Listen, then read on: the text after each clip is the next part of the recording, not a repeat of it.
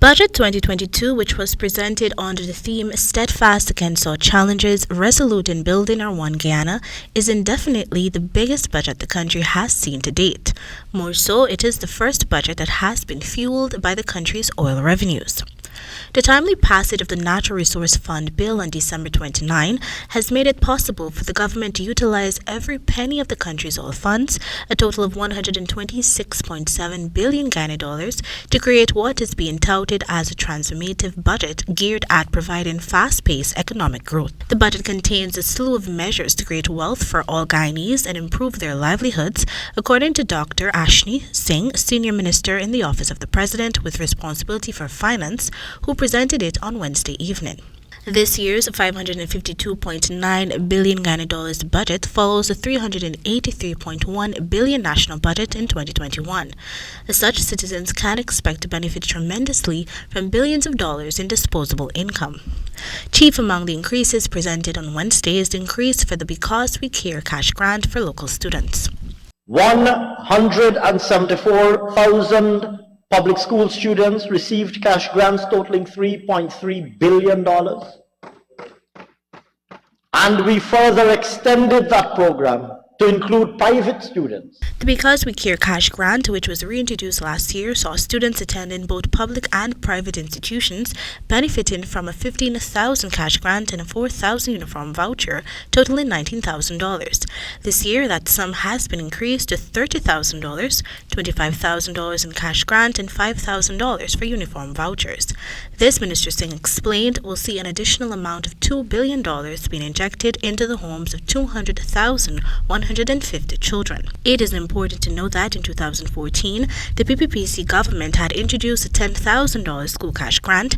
However, that initiative was shelved when the coalition assumed office in 2015, since it was dubbed as fiscally unsustainable. Additionally, an increase was also presented for the country's elderly population and those who rely on public assistance. Old age pension has increased from $25,000 to $28,000 per month, which will benefit 65,000 persons, while public assistance has moved from $12,000 to $14,000 to benefit 18,000 persons. More so, $5 billion has been set aside to address the pressing issues attributed to high cost of living. Since the onset of the pandemic, international manufacturers have been operating at a limited capacity, and many countries have seen massive increases in shipping costs. The effect of this has been gruesome to the pockets of Guyanese, who are now forced to purchase common goods at prices that are hiked to more than 20%. To this extent, the minister also announced an extension in the freight cost adjustment.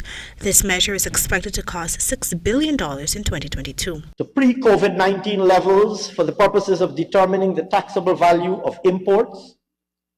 This measure is estimated to have saved Guyanese businesses and consumers nearly $4 billion. In August 2021, President Irfan Ali announced that freight charges will be adjusted to pre-pandemic levels. However, that arrangement was intended to expire on January 31, 2022. But with this new arrangement, it will be maintained until December 31, 2022. Additionally, reduction in costs for fuel was also announced.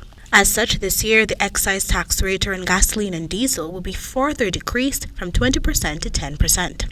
Similarly, Minister Singh also announced the reversal of the 2% withholding tax on resident contractors, which was implemented by the former government.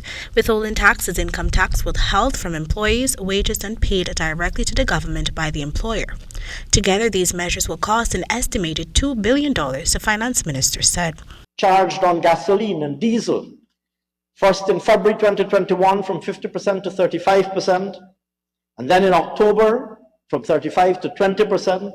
Taxpayers in the public and private sector will also be paying less tax, as the income tax threshold is budgeted to be increased from $65,000 to $75,000 monthly.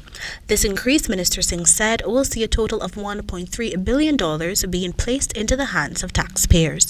For the HGP Nightly News, Kendell Richmond.